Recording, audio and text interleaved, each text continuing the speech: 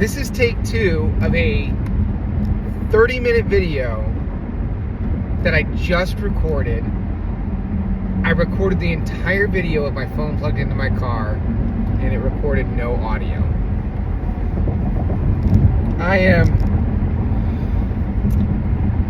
I didn't have a script. I did it off the cuff. I was just talking, and for 30 minutes, 25 minutes, whatever it was, I was introducing you to this new video series that I'm going to try and make for my kids, and all of it has to be redone. That's phenomenal. It's fantastic. I was going back and thinking of old memories. Oh my God. Well, let's start this again. Take 2. So, my name is Mike Wyatt, and I am 38 years old, and I live in Southern California, and I have 3 little kids, Jonathan, Nikki, and Evie, and they're 5, 3, and 7 months. And my little ones, I wanted to make these videos for you and for my wife Casey, because I've had some life events occur, and it made me realize that I need to make sure there's something that goes down on record that you can have to remember me if something were to happen. So let me give you a little backstory. It is April 23rd? Yeah, it's April 23rd, 2025. Last year I lost my dad to cancer. A couple months prior to that, we lost Casey's dad to cancer. But a little under 10 years ago, I lost my mom to an alcohol problem. And I realized, I've been in law enforcement for about 15 years, and it's a dangerous job. Yesterday we were doing a search warrant, and you realize that any moment something could happen, and I could get hurt. I could be changed forever. I could be killed. I also, in October of 2024, was diagnosed with something called achalasia, where my esophagus, the nerves, it's an autodegenerative nerve disorder, something. Doctor stuff. I was diagnosed with achalasia, and so my esophagus doesn't really work, and I have to have surgery. And it's been very difficult, and not painful, but at times uncomfortable, very uncomfortable. Makes it difficult sometimes to talk. So if you see me having difficulty talking, I pause, I swallow, just because I'm having trouble here. Worry not, little ones. I'll be okay. But I have to have surgery at some point. I think I'm going in for an endoscopy here shortly. And I thought, well, what happens if something goes wrong? What am I going to leave behind for my kids, for my wife, my family, so they can remember the story of Mike? And you know what? Even if nothing happens, this is a parachute. First piece of advice to my kids: the parachute rule. There are certain things in life you may think you will not need. That's fine. But think of it as a parachute if it need be.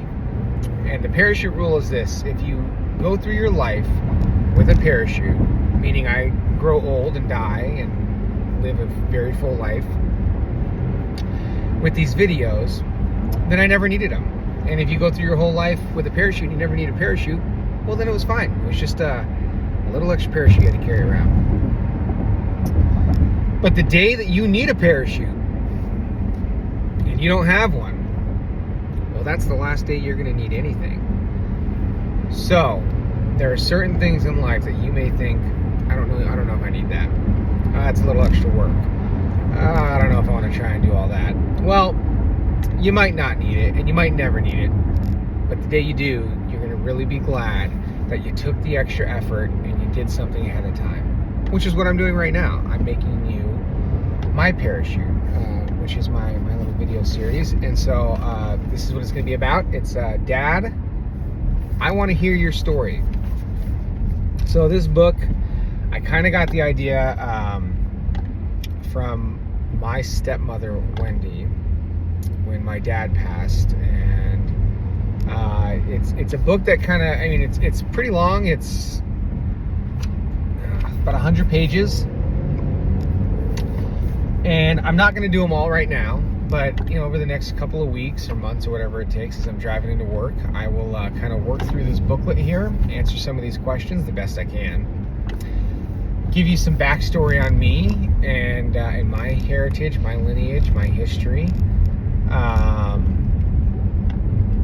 And it's for you. It's for you kids. Casey probably knows most of it. If not, surprise. But it's for you kids, because I realize, losing my parents, and at a time where this technology exists and we did not do it, I can't go back and get it now. My dad and my mom are gone, and I will never be able to hear their voice, see their face, see them alive as you are right now, and being able to have them tell me their story, which you never really realize how important that would be to you until it's time. And so I wanted to do this, and so let's crack open this and see what questions it has to ask. I'm going to be doing this for round 2 because, like I said, I recorded this whole thing already and realized it was recording no sound. So good on me. What is your birthday? My birthday is November 4th, 1986. I am a Scorpio. I don't really know what that means, but I am sure I align with all the Scorpio traits. And I was born to Philip Warder Wyatt and Cynthia Marie Mayers, who was later Cynthia Marie Wyatt. She was Cynthia Marie Wyatt when I was born. Born in Glendale, California, at Verdugo Hills Hospital, I believe. I don't really know who was there for my birth. I don't know the doctor that birthed me. I do think it was in a hospital. Excuse me. What was your full name at birth? Michael Philip Wyatt.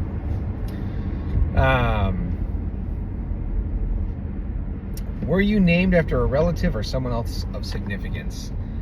So I was going to answer that already, but I because I've done this before, I realized that was the next question. So I was named after my dad, Michael Philip Wyatt, after my father, Philip Warder Wyatt.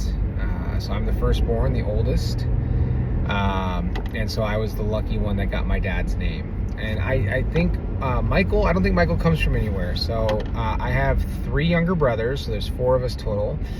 There's Michael, Christopher, David, and Daniel. And I think what happened there was my dad and my mom just wanted some conservative, just normal American male names. And I kind of followed suit with my kids. I have a Jonathan and a Nicholas, or John and Nikki, John and Nick. Jonathan's middle name is Cole. He can be JC. I mean, we just wanted to go with American boys' names. And for my little girl, Evelyn Marie, Evie, you are actually named after some members of the family.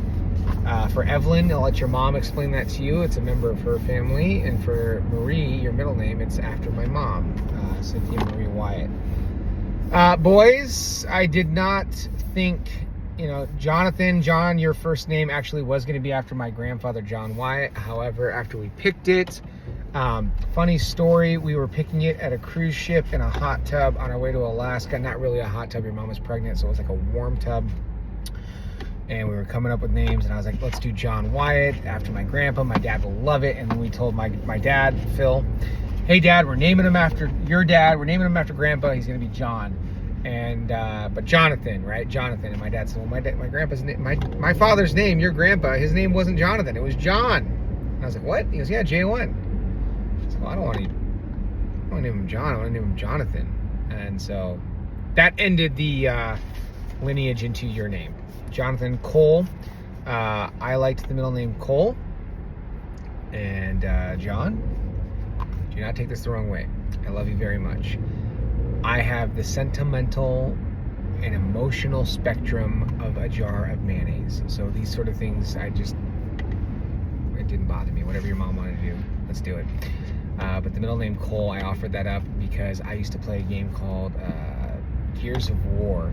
And God, that game was like from 2006. I'm talking about an old video game, but an amazing video game. You should play it. Gears of War. There's a character named the Cole Train. Cole Train, baby. And one of my favorite characters in the video game. And I love the name Cole. And I was like, when Casey was pregnant with you, I was rewatching YouTube videos of that video game series, and I saw the Cole Train, and we were trying to think of names. And there you go, Jonathan Cole Wyatt. Nick, Nicholas, Nick, your middle name. First of all, Nick and Jonathan, I think that we just picked very conservative boys' names. I don't think there's anything to it. Your middle name, though, Mason. I have a cousin, Mason, who I'm sure we'll talk about later in the book, but it kind of rolled off the tongue, right? Jonathan Cole, Nicholas Mason, Evelyn Marie. We just wanted normal, conservative, not weird names. I didn't want to call you Jake Quellen. I didn't want you to have 6 S's and 4 Q's. Just a normal name. So, there you go. I digress. I'm getting off topic. I'm probably going to do that a lot in these videos, so I'm sorry. But that was, were you named after a relative or someone of significance? Yeah. I was named after my dad. In what city were you born? I was born in Glendale, California, at Verdugo Hills Hospital. What was your length and weight at birth? No idea. No idea, and I'm not going to know a lot of some of this stuff because this sounds so terrible to say, I just didn't care. I was a length and I was a weight at birth. I am now a length and I am now a weight at adulthood. I'm not entirely sure what that is either. I usually guess. I tell people I'm like 6'1", 6'2" when I'm in my uniform with the boots on, and I'm about 215 to 220 pounds, which is also a long story because I've lost quite a bit of weight since you guys were born. Were you born in a hospital? If not, where? Yep, Verdugo Hills. God, I say that very confidently, and I am not entirely sure if I was born at a hospital or Verdugo Hills. I think so. You know what? There's a copy of my birth certificate in the safe. Why don't you go look at it? It'll tell you where I was born. It'll tell you my height and weight. It'll tell you my all the great things. But I don't actually have a clue. What were your first words? Man, I'm batting zeros right now. No idea. Probably should have done this when my parents were still alive. They could have answered a lot of these questions. I am the oldest of 4 boys, and so I think probably when I first started to walk, talk, and do all these fun things that kids do, the only person or persons that were in the house were my dad and my mom, and they are both gone. So, excuse me. No idea. No idea what my first words were. For what it's worth, I don't know what any of my brother's first words were, so we may all be kind of out of luck here on some of this heritage stuff. How old were you when you started to walk? Well, I can tell you it was before I was 38 years old, because that's where I'm at now. I don't know. I don't know when I started to walk again. Probably stuff I should have asked prior to my parents departing us, but you know, I will tell you this, boys, and my little girl, this is the reason why I'm making these videos, is when my parents departed, it was unexpected. Your mom and I, you know, we're in our mid to late 30s. I'm 38, she's 36, and we're at that point in our lives where you expect to have your parents around, grandparents for you kids, and that's, I think, what hurts me the most, is that you won't get to know them, because they were such great people, and really, I mean, my dad and my mom were so special. You probably will know your step-grandma, Wendy, my stepmom, and she's a wonderful person. Wendy is incredible. She's been around since I was in my early teen years. But, you know, my mom and my dad were incredible people, and, you know, I'm sad that you won't get to meet them, or you won't get to remember them. Same with, you know, Casey's dad. Such a spectacular human being, so that's why I'm making these videos. But I don't know how old I was when I started to walk. How old were your parents when you were born? So my dad was born April 9th, 1943. I was born in 86, so what's that, 43 years old? 43? I'm the oldest, so he was 43 when he started a family. That would mean I got 5 more years of no kids. I could still be traveling the world and doing all the things that a single dude does. But he was 43 when he had me, and my mom was born in 54. April 9th, my parents share a birthday, 54, so she was 33. Is that right? Something like that. I'm driving, so the math is going to be a little more difficult. But she was in her mid-30s. My dad was in his early 40s when I was born. 34. She was 34 when I was born. Which is kind of about the same age that I was when my firstborn, was born. How did your parents describe you as a baby?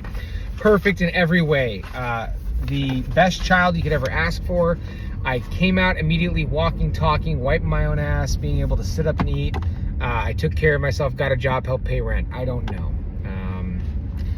These, again, are questions I didn't ask my parents, and we didn't talk about this stuff. So I'm sure there are photo albums, which is what will show you me growing up, or my parents, but don't know much else besides that. What stories have you been told about the day you were born? Stories?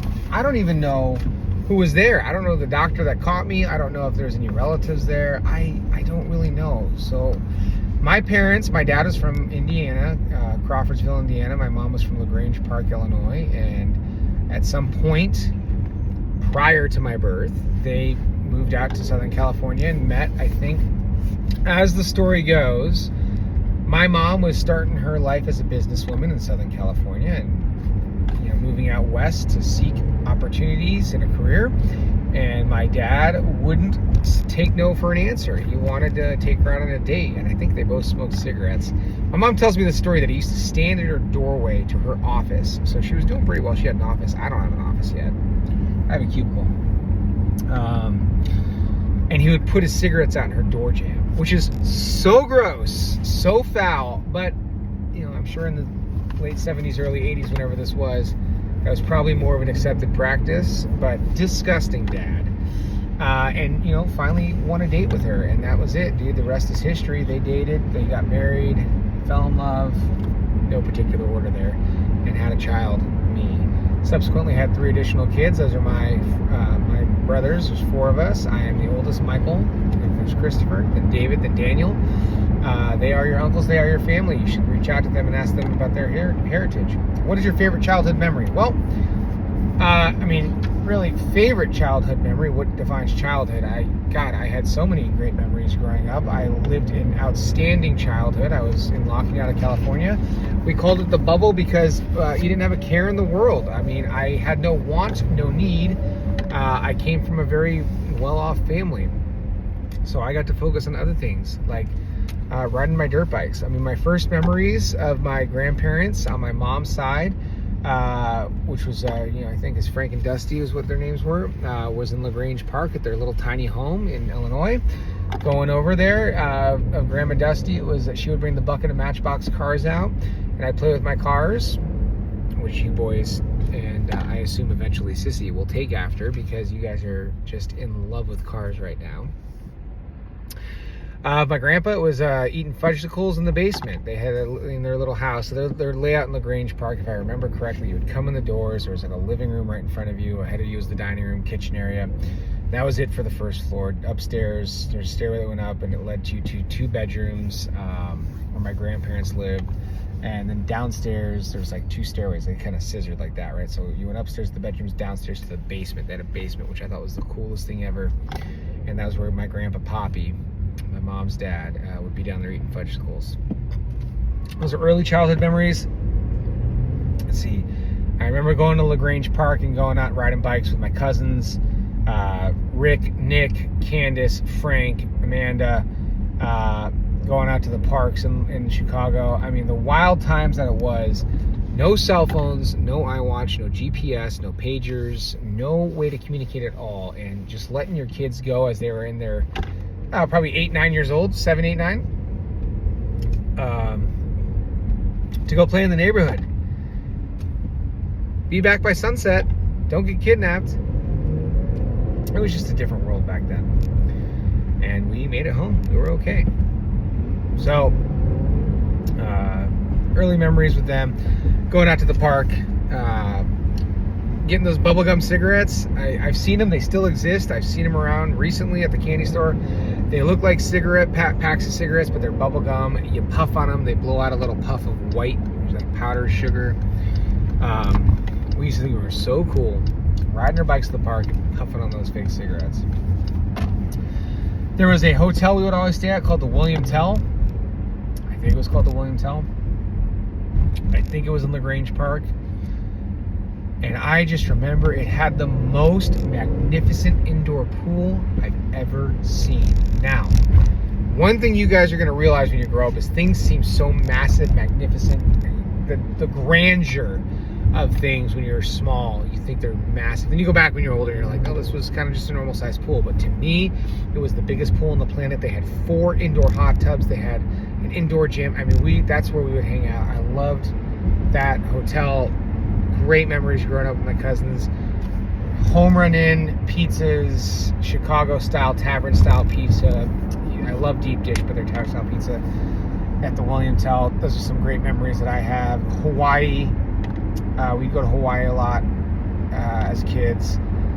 Those were great memories. The Westin Maui, that was our spot, and it has changed a lot, but not so much. If you go back there, it's pretty much where I grew up with my brothers, taking the Gemini, which was a snorkel catamaran. We did that every time. That's my happy place, man. That's where I dream to be, is the Westin Maui in Hawaii and riding the Gemini. And if I ever go, please spread my ashes off the Gemini.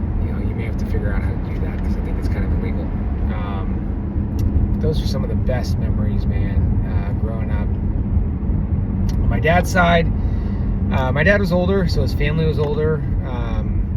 My Aunt Connie, my Uncle Jack, Mr. Moon, as we called him. They were very stoic figures. We looked at them as very, how do you say, just mature.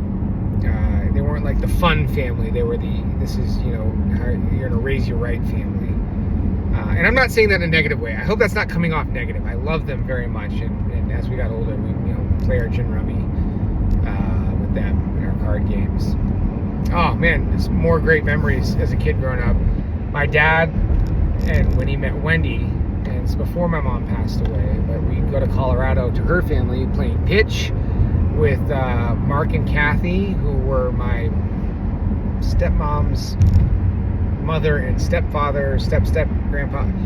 I don't know, we're kind of a hodgepodge family on the Wyatt side. The Wyatt side is all jacked up. The Wilson side, your mother's side, it's a squared away family. But playing cards with my dad, that is a great childhood memory. I love playing cards with my dad. Any chance that I got, younger in Hawaii, sitting on the chairs out by the pool, I remember playing, what was the name of the game? There's a little pegboard. You had to make these sets, and you got points, and you move the pegs along. Oh man, I can't remember the name of the game. My brothers would know. Wendy would probably know, and if I remember it, I'll bring it up in another video. But just sitting out there playing those card games, and for what it's worth, kids, enjoy those moments because it goes by so fast. I feel like yesterday I was some 16-year-old kid out in Hawaii with my parents enjoying the Westin Maui, riding on the catamaran, not having to pay for anything, not a care in the world. Playing card games with my dad, and it's like all of a sudden you're in your early 20s and it's like, man, I can go out and party and drink. And it was the club scene in Hollywood and Vegas, and it blows by like that. Next thing you know, you're in your mid-20s and I'm getting a career with LAPD, becoming a police officer, and you're just so focused on that, and it's go. And then, next thing you know, it's 5 years on, you're 30 years old, and you're meeting my wife, your mom, and we're focused on getting married, and we're at that part of our life where it's like, we want to plan the wedding, and that's all of our focus. And then it's now we need to focus on the next phase of life, which was the my career and promoting, and then after promoting it was a new job, and then it was getting a house, and then it was having kids, and then God, it goes by so fast that every phase of your life is like these little couple, like 2-3 year blocks, and they just feel like yesterday. So enjoy it, because I remember it like yesterday.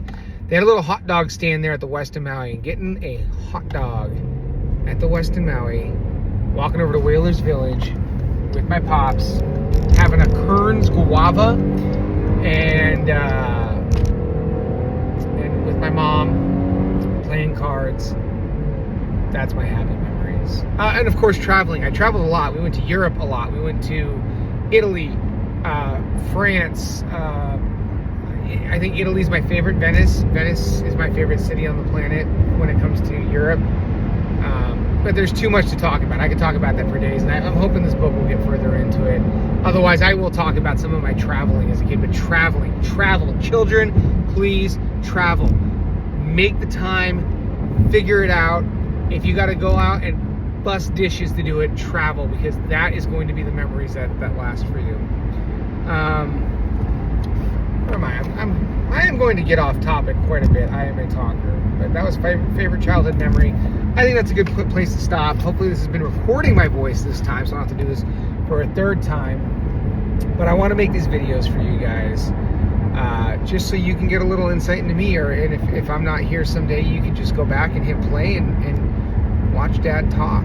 Or if I am here, maybe I'll watch myself when I'm like 80 and remember how great it was to take the time while I'm driving into work to do something productive. So I love you all. I love you, Casey, my wife. You are way out of my league. You are my dream girl, the perfect woman, everything I ever dreamed of. I will tell you, I'm sure, the story of how I met you eventually in this book. But man, for what it's worth, I thought Casey was out of my league. There wasn't a shot in hell I was ever going to get a chance with her. And somehow it worked out. I got a little confidence when I became a cop, and the relationship I was in at the time fell apart, and I was just like, I'm going to go out there and put myself on the line. And I'm glad I did, because I somehow snagged her, and there's some great stories about how we met and our first date. And again, I'm going to get off topic here. Take your date to a baseball game. If you can get through all 9 innings of a baseball game and still want to sit with that person, they're a keeper. No, nothing. Back then, at least, you couldn't really fuck around. Oops, sorry, language. I curse like a sailor. Get used to it.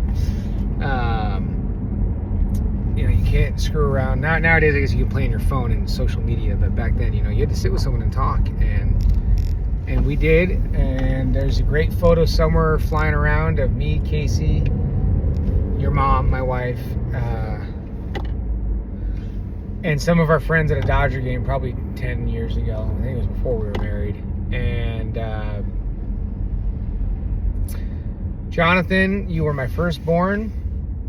You made me a father, and I love you, and you were everything I could ever dream of in a kid. You are artistic, you're creative, you are kind, and I just absolutely adore you. You impress me every single day when you talk about, you are such a responsible 5-year-old.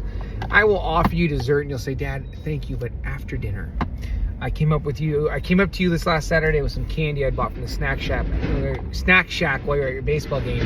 And you said, Dad, thank you. I'd love that candy, but can I eat it after the game? I need to go focus on baseball.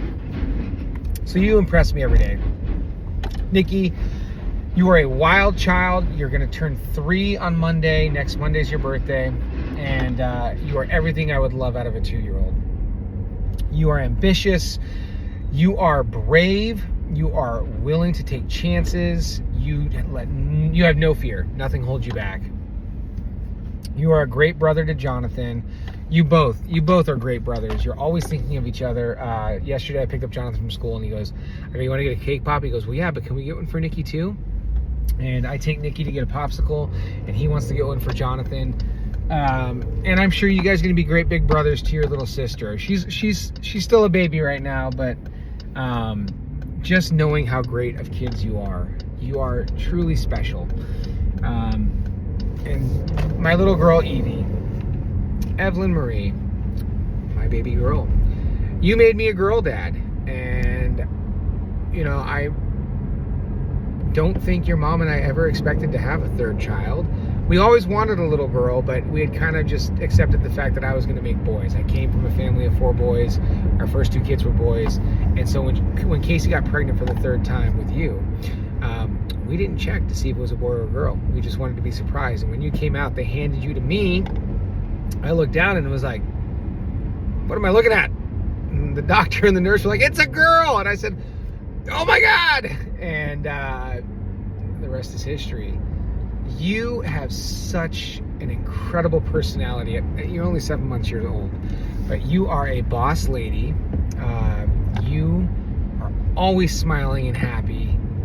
You're not quite sleeping through the night yet, which we gotta talk about that because Dad and Mom would like to sleep again. But you are just perfect in every way. You have beautiful, full hair. Where did that come from? I don't know. Although your dad's got I have a short haircut right now, but I got a good head of hair. You boys are lucky. No really receding hairlines in here, right? Pretty thick hair. But Evelyn, you are my princess, and all of my kids. You know, one thing my dad told me when he had 4 boys is he said, you can't pick a favorite. When you have another child, what happens is you realize your heart's capacity to grow in love just increases. And it's so true. With every kid that I had, I fell in love all over again. And every one of you is unique and special. And you are all going to be destined for great things. And you can tell early on that you're all going to be very special people. That you need to have that confidence. You are a Wyatt, and you come from a genealogy of special people, of successful people, of people who are leaders, and you will be leaders. And I'm proud of all of you. I'm proud of you even at this age because you impress me every day. You make it hard to go to work because I just love you boys and I love you girl so much. You kids are the light of my life. You are everything to me. I can't say enough about my family and how lucky I got. I wake up every day kind of like I gotta pinch myself. I roll over and I see my wife, and then my kids will come into the room. We'll go downstairs and have breakfast, and I gotta sit back in awe. Like, how did I get so lucky? What did I do in another life to deserve this? Because you are all too good for me. So thank you for being you. You know, and if unfortunately these videos find you because I'm no longer here, you know, do right by me.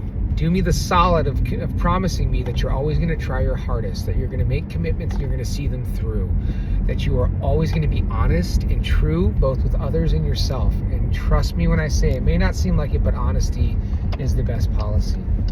Be humble in your actions. Let your work speak for itself. You know, if you're doing the good work that I know you can do, that your father does, if you're going to carry on that torch, you don't need to let everyone know about your successes. People will know, and people do know. Be lucky and be happy that you have such a great family, a supportive family. The fact that you have your mom's side of the family, not that my side's not good. Oh my God, that sounded so negative.